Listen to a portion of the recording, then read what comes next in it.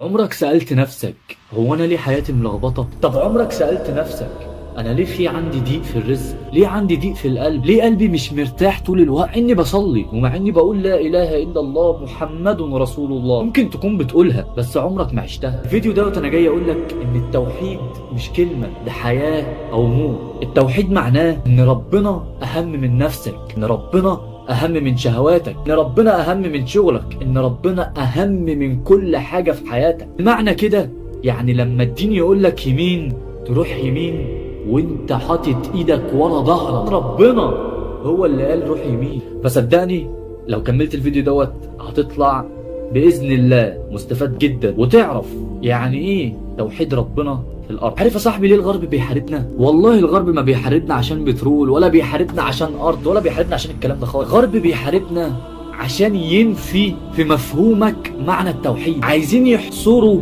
الدين في المسجد بس، عايزين يحصروا الدين في دماغك انت ان هو صلاة بس، ان التوحيد مجرد شهادة اللي بنقولوها لا اله الا الله محمد رسول الله بدون عمل. توحيد الله عز وجل ليس هذا ابدا. الصحابة لما نزلوا على روم وفارس، هم دلوقتي زي الصين وروسيا وامريكا بس زمان، يعني ما كانوش رايحين بس يفتحوا بلاد، كانوا رايحين عشان يخرجوا العباد من عبادة العباد الى عبادة رب العباد. ده كان مرعب لحكام روم وفارس، وكان مرعب لحكام العالم ساعتها. كل اللي حصل في بدر وفي فتح مكة وفي القادسية وفي كل المعارك عشان لا اله الا الله محمد رسول الله، قول وعمل. ما كانش عشان سياسة، ما كانش عشان قبيلة، ما كانش عشان مصلحة دنيوية. كان التوحيد ده بيخلي الناس تموت في المعارك وتستشهد في المعارك وهي فرحانة. اقرب مثال دلوقتي اخواتنا في فلسطين بيموتوا وبيقولوا الحمد لله. الست تموت منها 5 اطفال والراجل يموت منه ولاده كلهم والحمد لله على كل شيء. هو ده التوحيد. وانا عارف ان فينا ذنوب وانا قابلك على فكرة، بس بالله عليك احسبها معايا.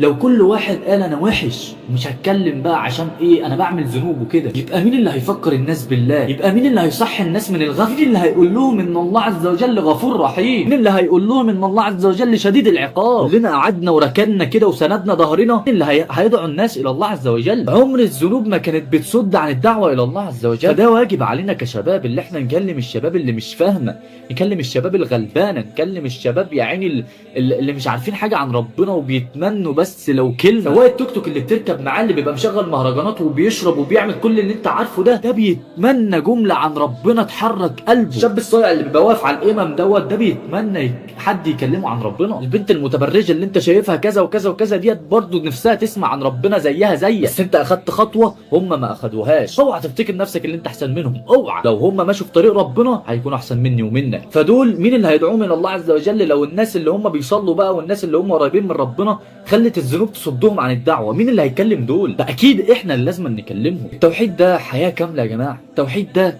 ان انت تحب ربنا اكتر من اي حد، ان انت تخاف تعصي ربنا حتى لو كل الناس بتعصيه، وتثق فيه وتثق في كلامه حتى لو الناس كلها ضدك. والله لو ربنا اعز حاجه في قلبك ساعتها كل حاجه هتتظبط في حياتك كلها. وما تقوليش لا انا ربنا اعز حاجه في قلبي، مش كده، مش كده ابدا. اقوالك وافعالك اللي بيقولوا، ما ينفعش قول بس، ما ينفعش فعل بس. الايمان قول وعمل. مش مهم تبقى كامل، المهم ترجع. مش مهم تبقى شيخ، المهم تبقى صادق في توبتك. وهو ده طريق التوحيد، هو ده طريق الايمان بالله عز وجل، هو ده طريق الناس اللي مش عايزه من الدنيا غير ربنا بس كده.